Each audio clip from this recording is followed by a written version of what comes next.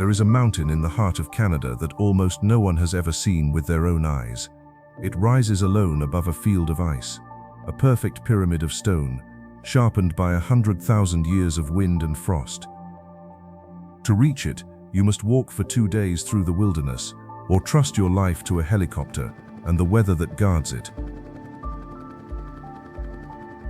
They call it the Matterhorn of the Rockies, and it is only the beginning. Every year, millions of travelers pour into the Canadian Rockies. They photograph the same turquoise lakes, they stand at the same railings, and almost all of them leave without ever knowing what these mountains truly are. Because beneath the postcards lies a story older than the dinosaurs, a story written in stone and told by ice.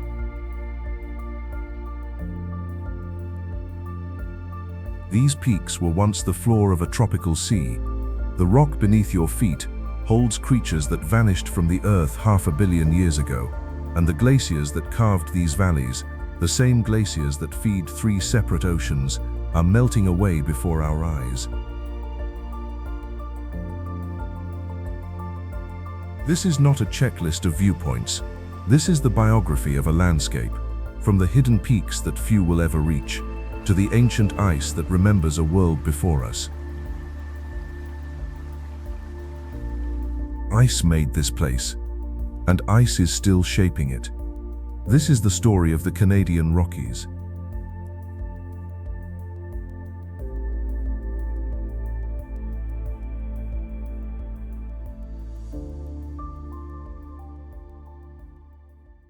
Deep in the wild border country between Alberta and British Columbia, far from any road, a single mountain breaks the horizon.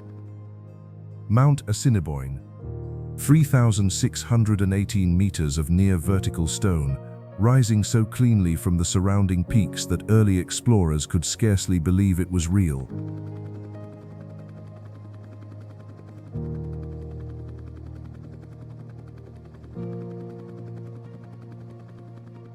Climbers who have traveled the world call it one of the most beautiful mountains on Earth. Its shape is almost impossibly symmetrical, a great stone spearhead aimed at the sky. And yet, ask 100 travelers to name a mountain in the Canadian Rockies, and almost none of them will know it exists.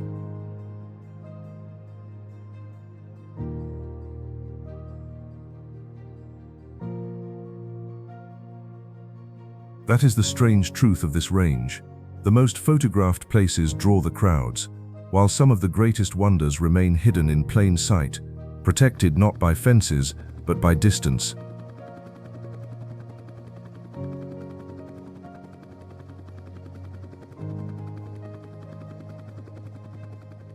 To stand beneath Assiniboine, you must earn it.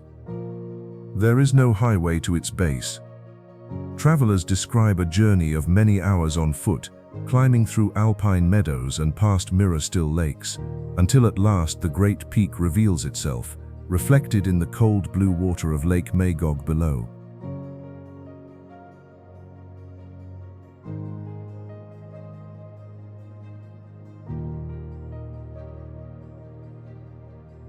Those who make the journey speak of it differently than other places. They talk about silence, about the way the mountain seems to watch you, about standing in a landscape so vast and so untouched that time itself feels suspended.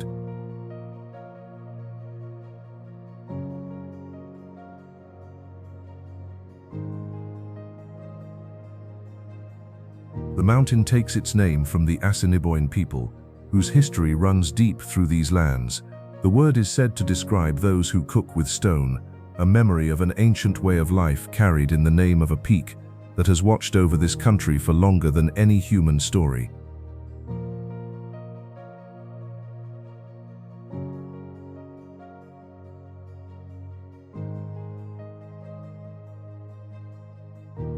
And here is the wonder that should stop us in our tracks.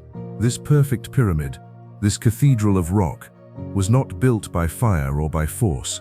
It was carved, sculpted patiently, over unimaginable spans of time, by ice. The same ice that shaped nearly everything you are about to see.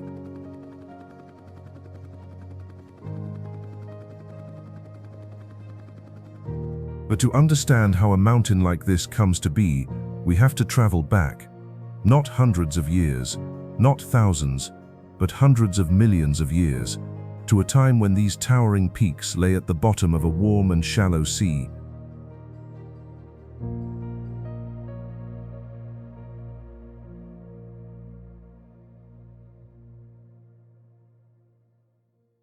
It is almost impossible to believe. These mountains, some of the highest and coldest places in North America, were once the floor of a tropical ocean.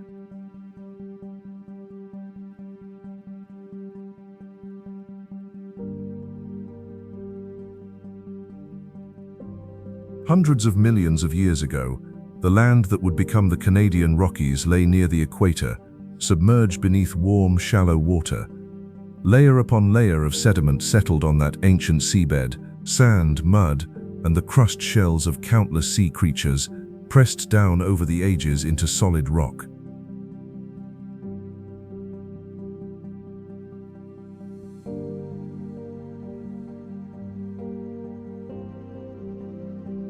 Then the Earth began to move. Deep beneath the surface, the great plates of the planet's crust collided, with a force beyond human comprehension. Slowly, over tens of millions of years, that ancient ocean floor was pushed upward, folded and stacked and lifted toward the sky. The sea became stone, and the stone became mountains.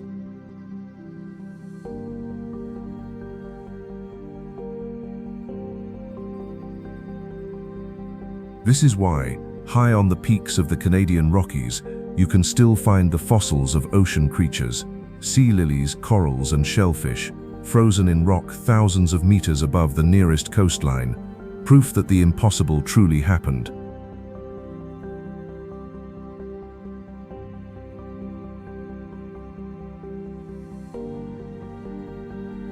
But the mountains were not finished. The uplift gave them their height. It would take another force, a colder and more patient one, to give them their shape.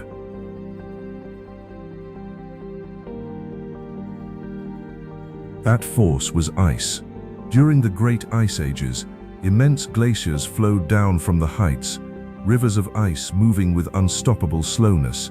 They ground away at the rock, carving out valleys, sharpening peaks and scooping vast bowls into the mountain sides.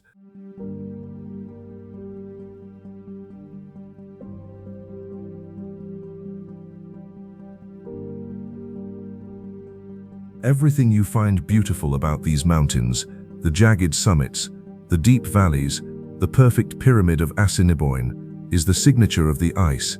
The mountains are the canvas. The glaciers were the artist.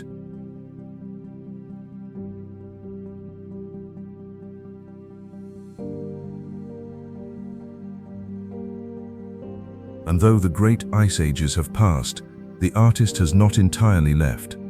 High in the mountains, the glaciers remain, still working, still shaping, which means the Canadian Rockies are not a finished masterpiece at all.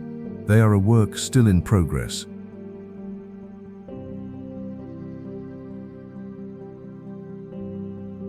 Now, with the story of their creation behind us, we can descend from the hidden peaks into the valley where the modern story of these mountains truly began.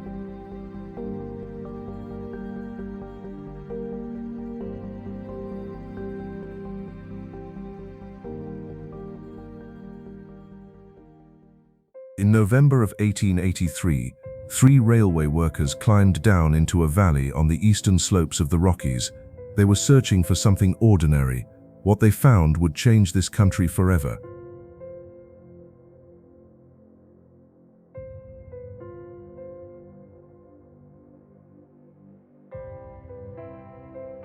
Rising from the ground was a warm mist, carrying the scent of minerals.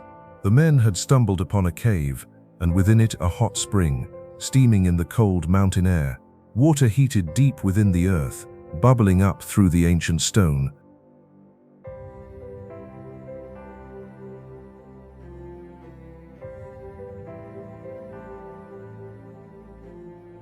Word of the discovery spread quickly, and it sparked a fierce dispute over who had the right to own such a wonder.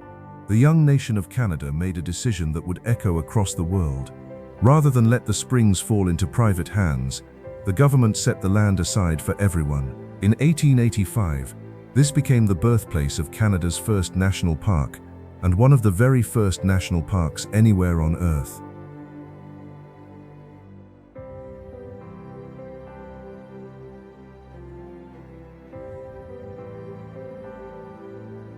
But none of it would have happened without the railway. The Canadian Pacific Railway was in the middle of an almost impossible task, laying a ribbon of steel across the entire width of a continent, and the Rockies stood directly in its path.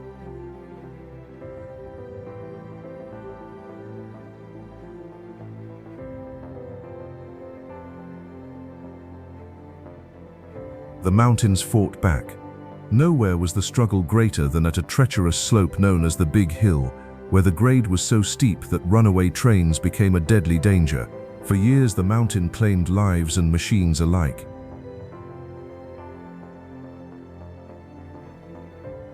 The solution was a marvel of human ingenuity. Engineers carved two great spiraling tunnels directly into the mountainsides, looping the track back over itself inside the solid rock.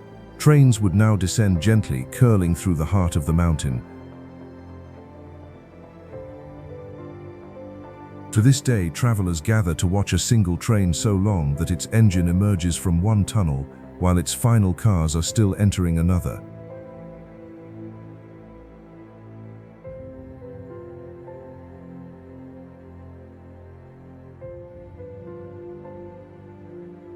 The railway brought more than trains. It brought travelers, drawn by grand mountain hotels and the promise of scenery unlike anything they had ever seen. The company sold the Rockies to the world with a single powerful idea. Since they could not export the scenery, they would import the tourists.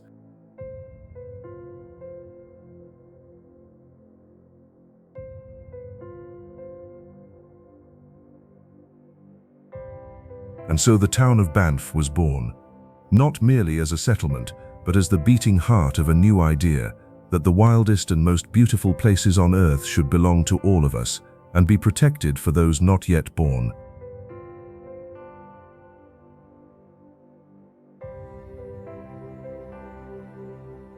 Today the town still hums with visitors from every corner of the globe. Yet just beyond its streets lies a wilderness as raw as it was on the day those railway workers first felt the warmth of the springs. From here the road leads deeper, toward a lake whose color has puzzled travelers for over a century.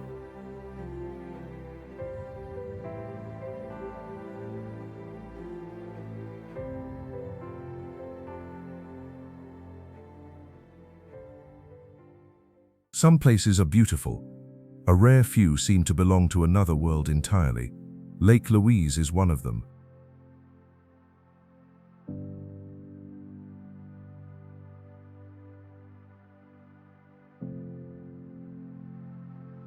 Cradled beneath a ring of snow-capped peaks, backed by the pale blue tongue of a hanging glacier, the lake holds a color that photographs can never quite capture. A luminous turquoise, somewhere between emerald green and glacial blue, so vivid it looks almost artificial.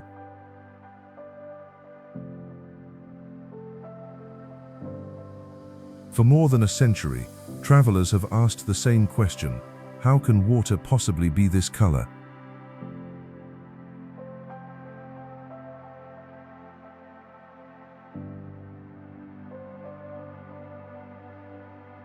The answer lies hidden in the ice above.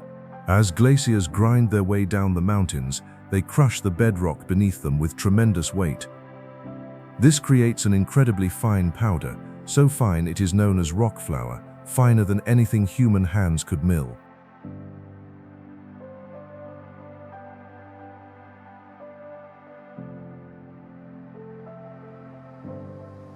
When the glaciers melt, this powder flows into the lake. The particles are so light that they never fully settle. Instead, they hang suspended in the water, a shimmering cloud of stone too small to see.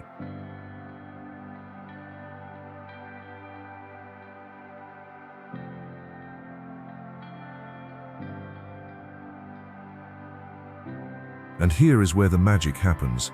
When sunlight strikes the water, it passes into this suspended cloud. The particles absorb most of the colors of light, but they scatter back the blues and the greens. What reaches your eye is not the color of the water at all.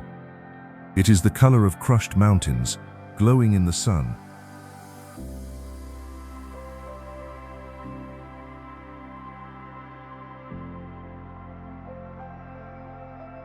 The lake takes its name from a princess, a daughter of Queen Victoria. But long before that name was given, this valley was known to the indigenous peoples of these mountains, who understood its power without ever needing to explain its chemistry.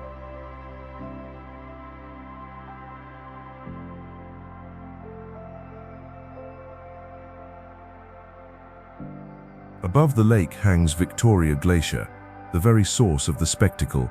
It is a living remnant of the great ice sheets that once carved this entire valley, still slowly feeding the lake its brilliant color, drop by drop, season by season.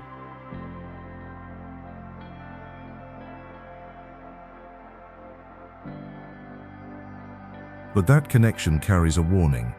The color of Lake Louise is a gift from the ice, and the ice is disappearing.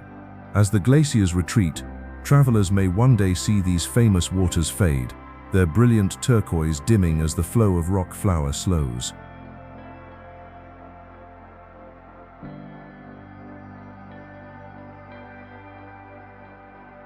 For now, though, the spectacle endures, a shifting, glowing masterpiece, painted fresh each day by the sun and the ice, and just over the next ridge lies another lake, one that many believe to be the most beautiful of all.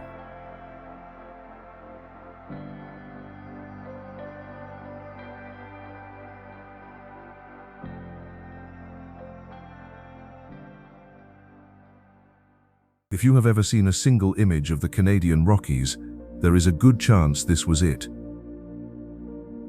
Moraine Lake, glowing sapphire blue, framed by 10 towering peaks, is perhaps the most photographed view in all of Canada.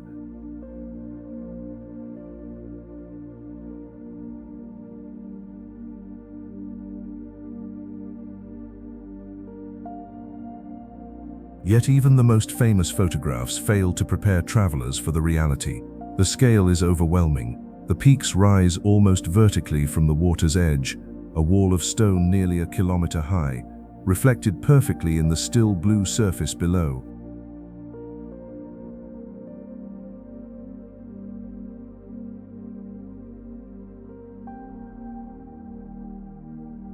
The valley that holds the lake has a name that captures its grandeur.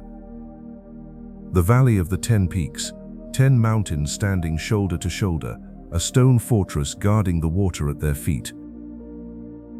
In the early morning light, when the first sun strikes their summits and sets them glowing gold, travelers describe a silence that feels almost sacred.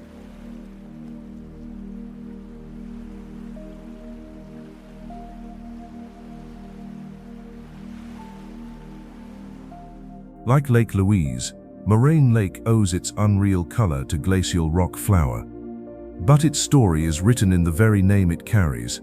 A moraine is a pile of rock and debris left behind by a moving glacier, and for many years, people believed the great rock pile that dams this lake was exactly that, the work of ancient ice.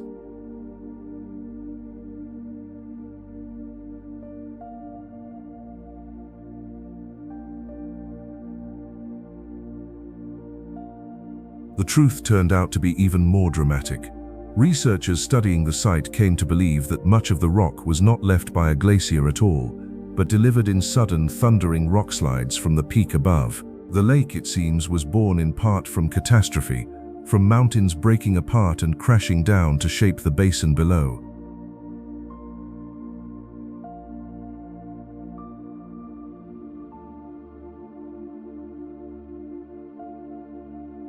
That rock pile is where most travelers stand.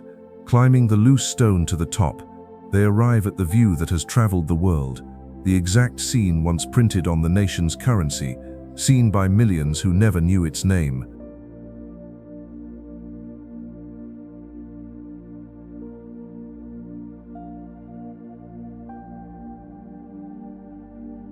There is a fragility to this place too. The road to Moraine Lake is buried under snow for much of the year, and even in summer the crowds must now be carefully managed, a reminder of how heavily the world's attention can press upon a single delicate valley.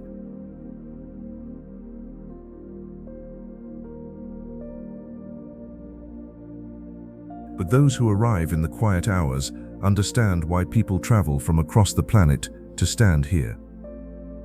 It is not simply the color, or the peaks, or the reflection. It is the feeling of standing before something so perfect that it seems designed.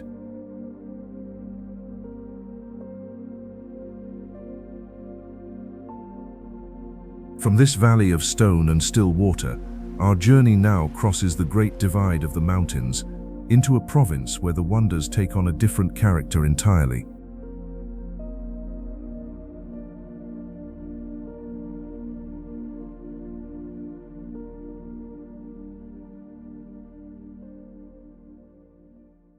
When the first peoples of these mountains crossed westward over the Great Divide, they entered a land so overwhelming that they gave it a single powerful name: Yoho, a Cree expression of wonder and astonishment, a word you say when the landscape steals the breath from your chest.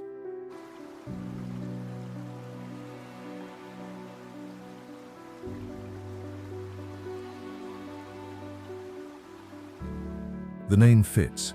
Yoho is smaller than its famous neighbors, yet within its borders it packs some of the most dramatic scenery in the entire range. Here the mountains feel steeper, the valleys deeper, the waterfalls higher and wilder.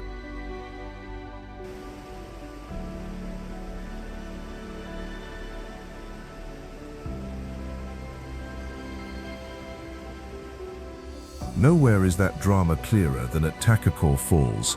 Fed by the meltwater of a glacier high above, it plunges down the mountainside in a thundering white ribbon, one of the tallest waterfalls in all of Canada.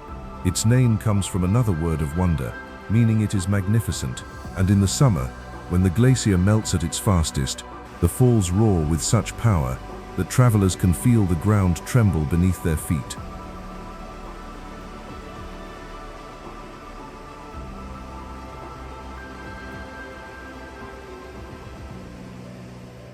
Not far away lies a lake that seems almost too vivid to be real.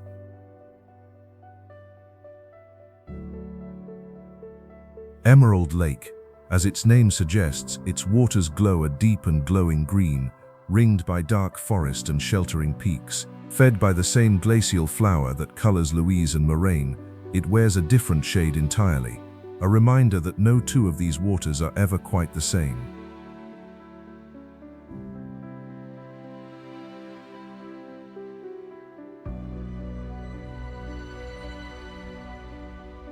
Yoho is also a place of strange and beautiful accidents of nature. A river here has carved directly through a wall of solid rock, forming a natural bridge of stone where the water forces itself through a narrow gap with astonishing violence. Travelers stand above it, watching a river disappear into the mountain itself.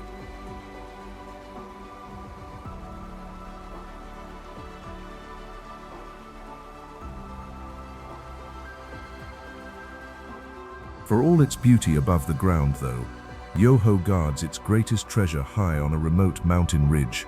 It is not a peak, or a lake, or a waterfall. It is a wall of dark, crumbling rock that looks to the untrained eye like nothing at all. And yet, that unremarkable slope of stone is one of the most important scientific discoveries ever made.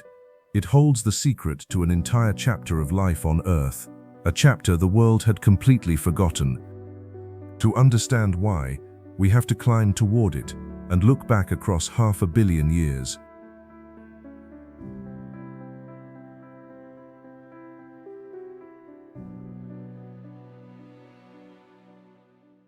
High on a ridge in Yoho National Park, more than 2,000 meters above the sea, lies a layer of rock that changed how humanity understands its own origins. It is called the Burgess Shale, and within it sleeps a lost world.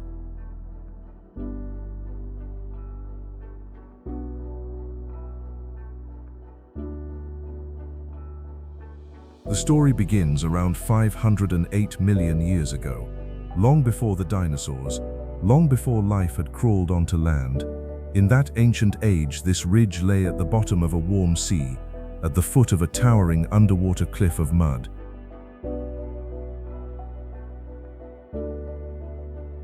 The creatures that lived here were unlike anything alive today. This was a time known as the Cambrian explosion, a burst of life so sudden and so strange that it remains one of the greatest mysteries in the history of our planet.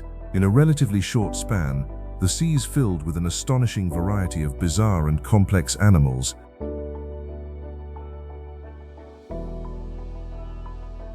Then disaster struck, and in doing so created a miracle. A great slide of fine mud swept these creatures away and buried them instantly, sealing them in an underwater tomb with no oxygen to decay them. And so they were preserved, not just their shells and bones, but their soft bodies, their eyes, their guts, their final meals. Nothing like it exists anywhere else from this age. The Burgess Shale captured a complete snapshot of Cambrian life, frozen in perfect detail for over 500 million years, waiting to be found.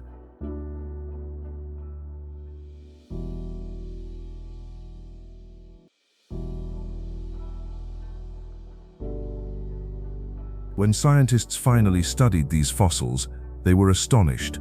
Here were creatures so alien that some were given names meaning strange and unknowable. One had 5 eyes and a grasping claw where a nose might be. Another was so baffling that researchers first reconstructed it upside down and back to front, unable to tell which end was which.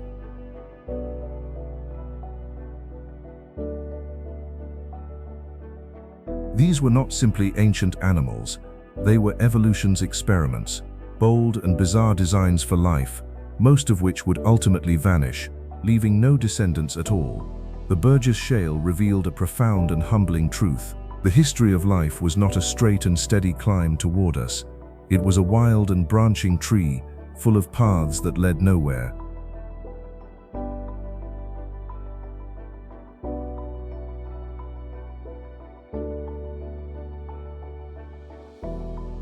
It forced a haunting question. If we could rewind the tape of life and play it again, would humanity ever appear at all? Or are we simply one lucky branch among countless others that were quietly erased?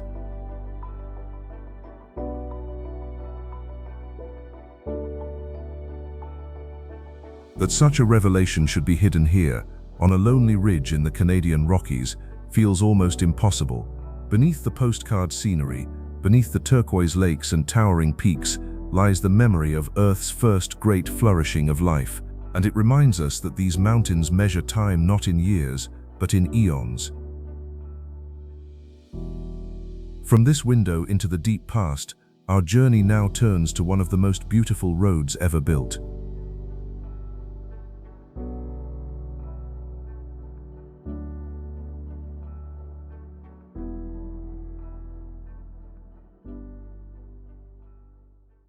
Some roads take you to beautiful places. A rare few are a destination in themselves. The Icefields Parkway is one of these. Stretching more than 200 kilometers through the very spine of the Rockies, it is regularly called one of the most scenic drives on the entire planet.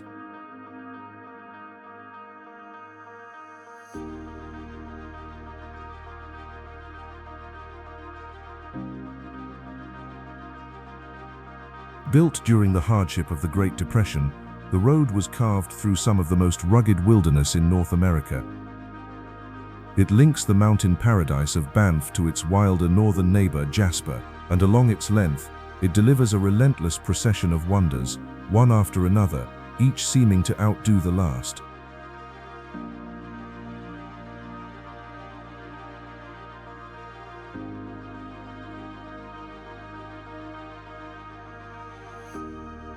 The road climbs through a world of towering peaks and hanging glaciers. Around one bend, a wall of ice clings to a mountainside. Around the next, a waterfall spills from a cliff.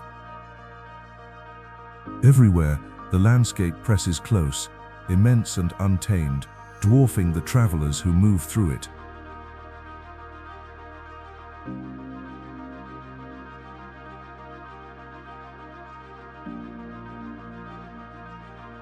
Perhaps its most famous jewel is a lake shaped like the head of a wolf. Peyto Lake, fed by its own glacier, glows an intense and startling blue, so vivid that first-time visitors often struggle to believe their eyes. Seen from the overlook high above, it seems less like a lake and more like a splash of liquid sky pooled among the pines.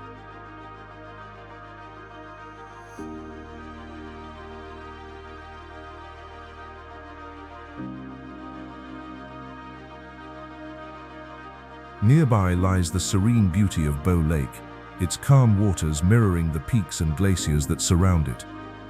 It is one of the sources of the Bow River, the same river that flows down through the valley to Banff and onward across the plains, a thread of glacial water connecting the whole landscape together.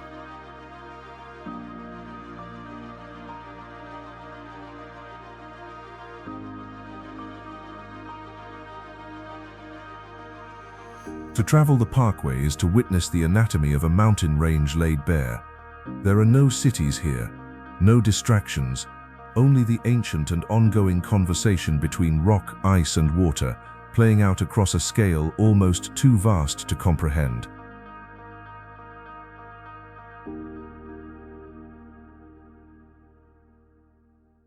And as the road climbs toward its highest reaches, the glaciers grow larger and closer, until at last, travelers arrive at the source of it all, a vast and ancient reservoir of ice, so immense that its meltwater flows toward 3 different oceans, the frozen heart of the Canadian Rockies.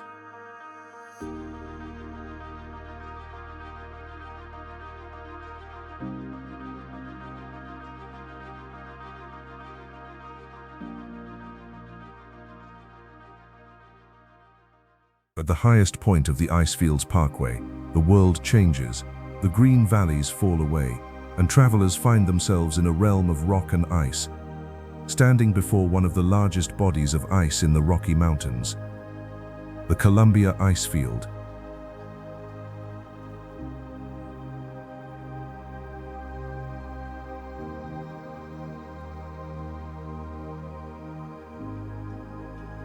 It is a remnant of the last ice age, a vast dome of ancient ice fed by heavy snowfall, spreading its frozen fingers down into the surrounding valleys. What travelers can see from the road is only the edge of it.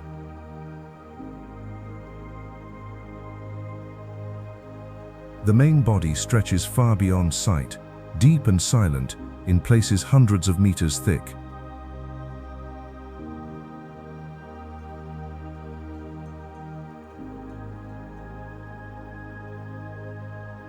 This ice field holds a rare and remarkable secret.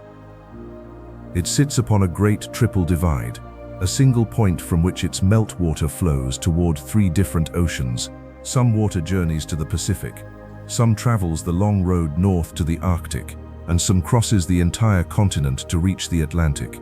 Few places on Earth send their waters to 3 seas at once.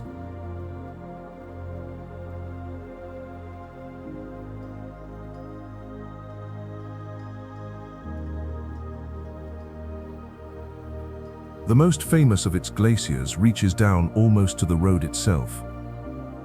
The Athabasca Glacier.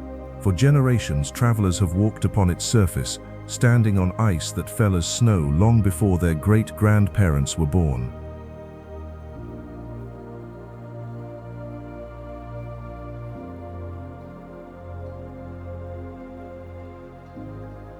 But the Athabasca Glacier is also a witness, and the story it tells is a sobering one. Over the past century and more, this river of ice has been retreating. Markers along the path to its edge show where the ice once stood, and the distance between them tells a story that needs no words. The glacier is shrinking, pulling back up the valley, losing ground with each passing year.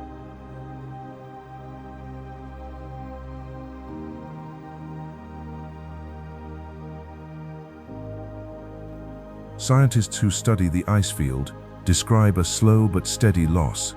The great reservoir of ice is thinning. The glaciers that flow from it are growing shorter, and the meltwater that feeds the rivers of half a continent may, in the distant future, begin to fade.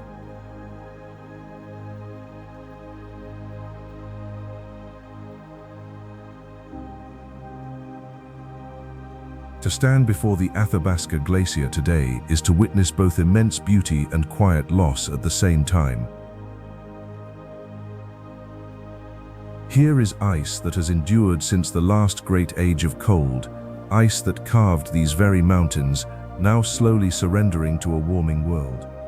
It is a humbling thing to see.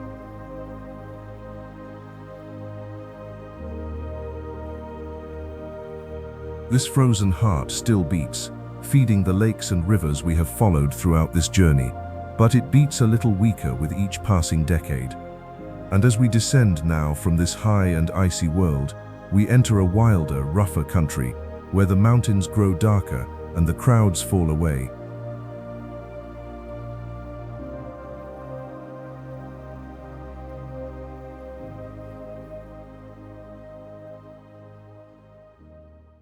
If Banff is the crown of the Rockies, Jasper is its untamed wilderness. Larger, wilder, and far less crowded than its southern neighbor, Jasper is a land where the mountains feel older, the forests deeper, and the sense of true wilderness never far away.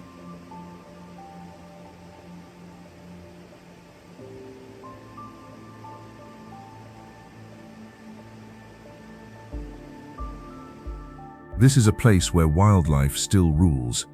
Elk wander through the valleys, bears move along the forest edges, and in the vast backcountry, wolves still hunt as they have for thousands of years.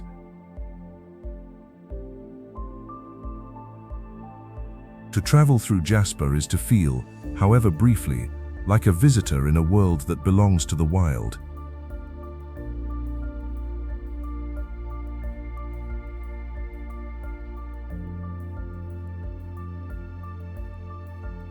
At the heart of this wilderness lies one of the most beautiful lakes on Earth, Moraine Lake, long and slender, wrapping between towering peaks. Its glacial waters stretch far into the mountains, reaching places few humans ever go.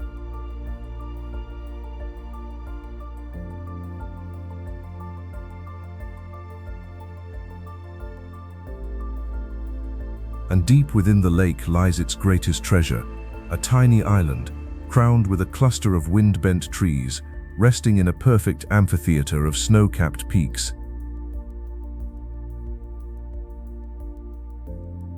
It is called Spirit Island, and it is among the most photographed and beloved scenes in all of Canada.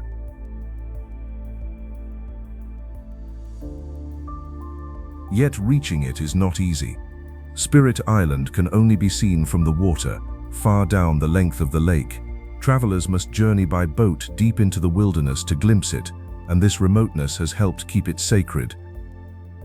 For the indigenous peoples of this land, the site carries deep spiritual meaning, a place of reverence rather than a simple stop for a photograph.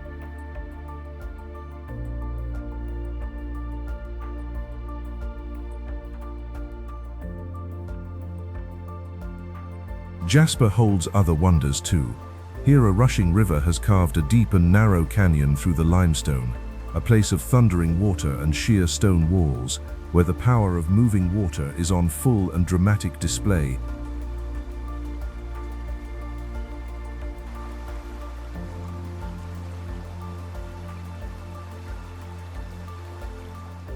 And when the sun sets, Jasper reveals a final gift, one that reaches far beyond the mountains. This is one of the largest protected dark sky preserves in the world. Far from the glow of any city, the night sky here erupts with stars, the glowing band of the Milky Way stretching from peak to peak, a reminder of just how small these great mountains truly are beneath the cosmos.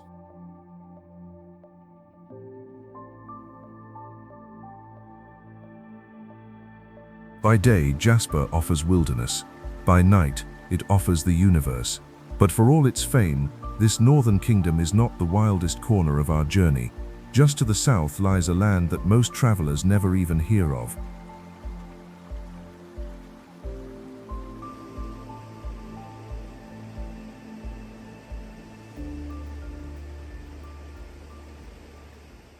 Every famous place has a shadow, a quieter neighbor, overlooked in the rush toward the well-known names. For the Canadian Rockies, that place is Kananaskis.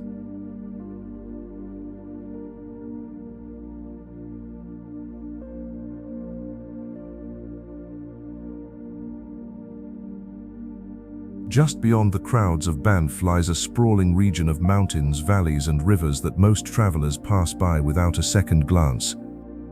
To those who know it, though, Kananaskis is a treasure, a place where the same soaring peaks and clear mountain rivers exist, but with a fraction of the crowds.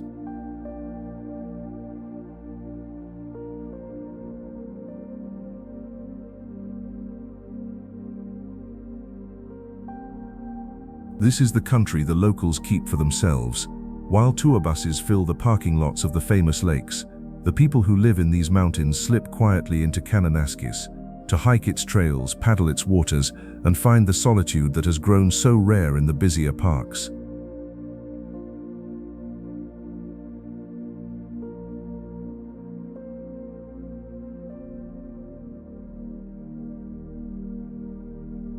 The name itself carries mystery.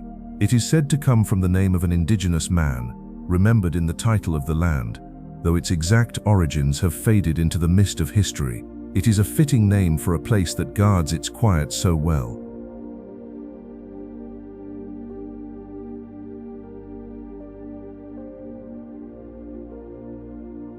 Here the wilderness feels closer and less tamed. Wildlife moves through valleys that see few human footsteps.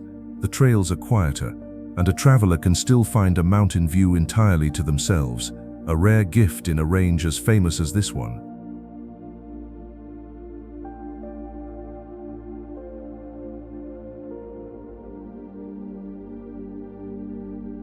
Kananaskis is a reminder of an important truth. The wonder of the Canadian Rockies is not confined to a handful of famous names. It spills out across the entire range, into every quiet valley and unnamed peak, waiting for those willing to wander just a little off the beaten path.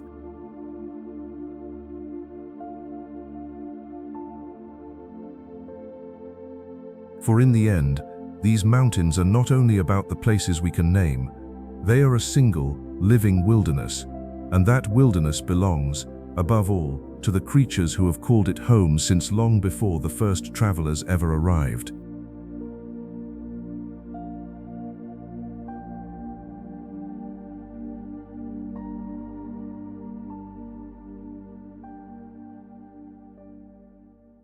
Long before the first railway, before the first explorer, before any human set foot in these valleys, the Canadian Rockies belonged to the wild, and in many ways they still do.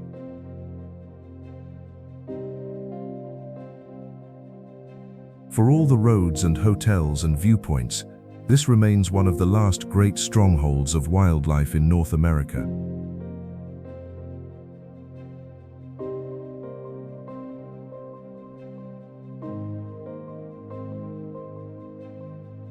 Here roams an animal that has become the very symbol of the wilderness.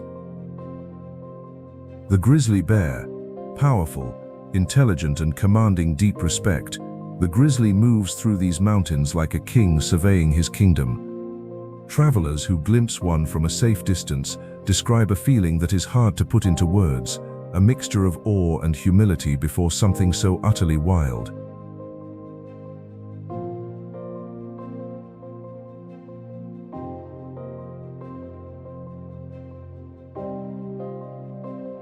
But the grizzly is only one thread in a rich and ancient web of life.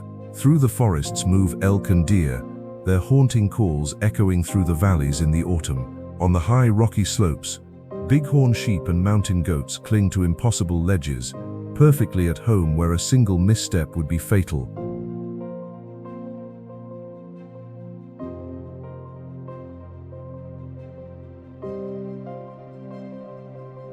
And in the deepest wilderness, the true rulers still hunt. Wolves.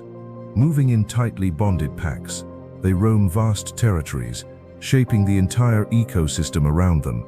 Their presence keeps the herds moving, the balance held, the wilderness whole. To hear a wolf howl across a mountain valley at dusk is to hear the true voice of these mountains.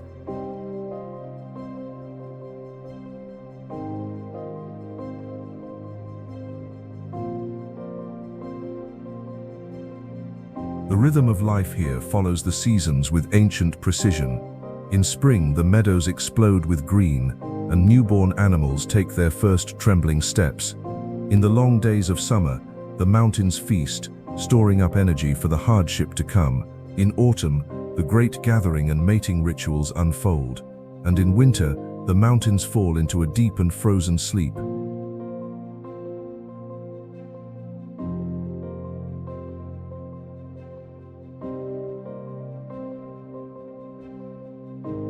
For the bears, that winter sleep is a marvel all its own. Retreating to dens dug into the mountain sides, they enter a state of deep hibernation, their bodies slowing almost to a standstill, surviving for months on nothing but the reserves within them, waiting for the return of the sun.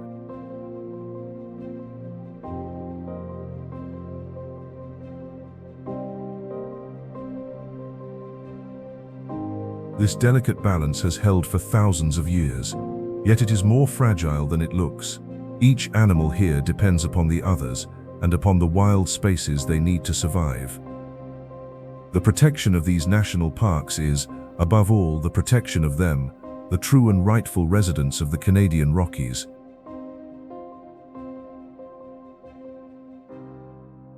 Because in the end, we are only visitors here. These valleys, these forests, these high and windswept peaks belong to the creatures who have known them since long before our arrival, and they belonged too to the people who walked these mountains first and who understood them in ways we are only beginning to remember.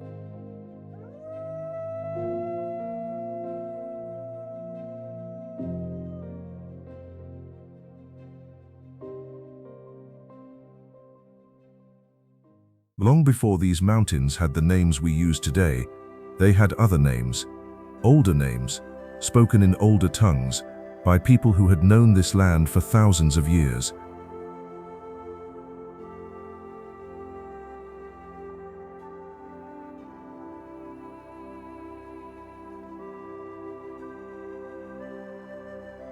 The story of the Canadian Rockies did not begin with the railway, or with the explorers who came seeking passage west. It began countless generations earlier, with the indigenous peoples who lived in and around these mountains, and who wove them deeply into their lives, their travel, and their beliefs.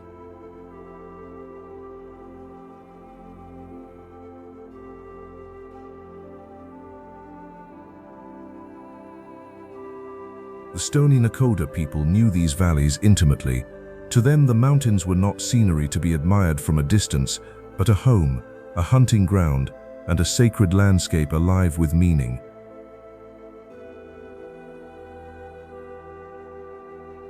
They knew the passes and the rivers, the places of shelter and the places of power, with a knowledge passed down through countless generations.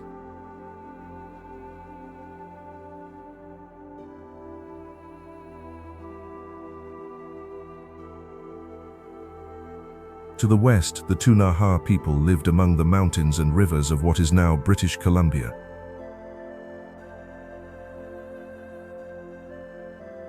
And across these lands moved other nations too, each with their own deep and lasting connection to the peaks. For thousands of years, people traveled through these mountains, gathering, hunting, and honoring places they held sacred.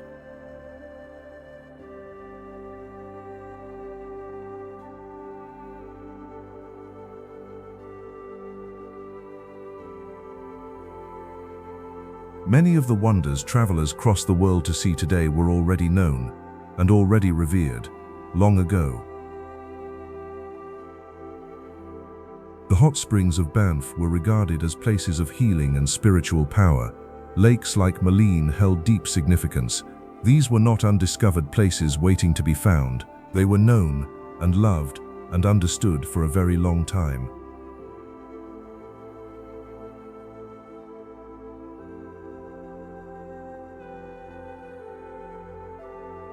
When the parks were created, that history was too often pushed aside. The peoples who had lived here for millennia found their access to their own ancestral lands restricted, their deep connection to these mountains overlooked in the rush to build a playground for visitors. It is a painful chapter and an important one to remember.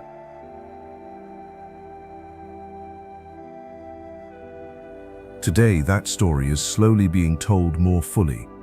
The names, the knowledge, and the enduring presence of the first peoples of these mountains are being recognized and honored once more. And travelers are beginning to understand that to truly know the Canadian Rockies is to know that they were never empty wilderness at all.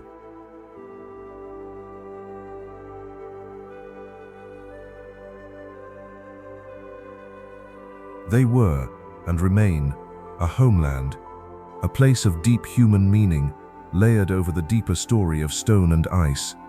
And as our journey draws toward its close, it is that oldest story, the story of the ice, that calls us back one final time.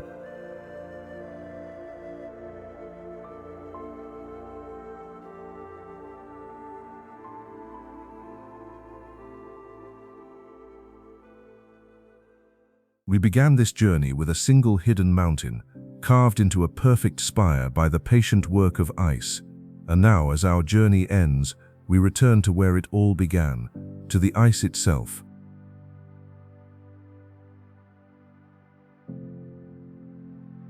Everything we have seen was its work. The turquoise of Louise and the sapphire of Moraine, the deep valleys and the towering peaks, the rivers that flow to three oceans, all of it shaped, colored and carved by the slow and ancient movement of frozen water.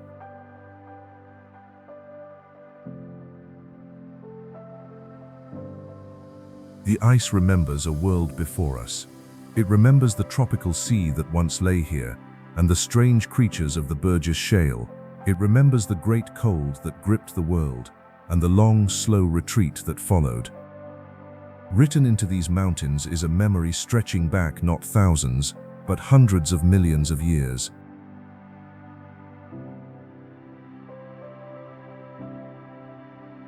And now, that ancient ice is changing. The glaciers that carved this kingdom are pulling back, growing thinner, retreating up the valleys they once filled. The great frozen heart of the Rockies beats a little softer with each passing year.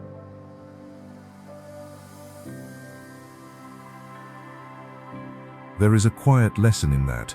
These mountains, which seem so eternal, so unshakable, are in truth always moving, always changing. What looks like permanence is simply change too slow for human eyes to see. The Rockies are not a finished thing. They are a story still being written.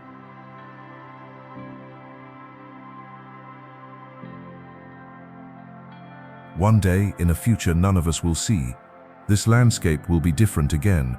The glaciers may be gone, the famous colors may have faded, new valleys may be forming. The ice will have moved on to its next great work, as it always has and always will.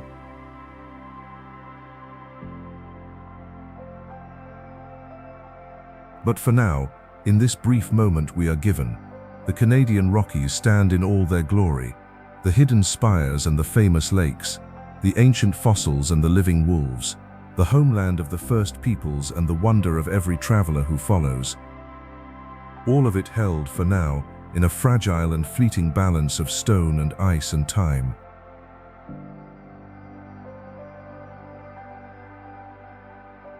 So we leave these mountains as we found them, silent, immense, endlessly patient, watching over a world that changes far faster than they do, and carrying, deep within their frozen hearts, the memory of everything that came before, and the promise of everything still to come.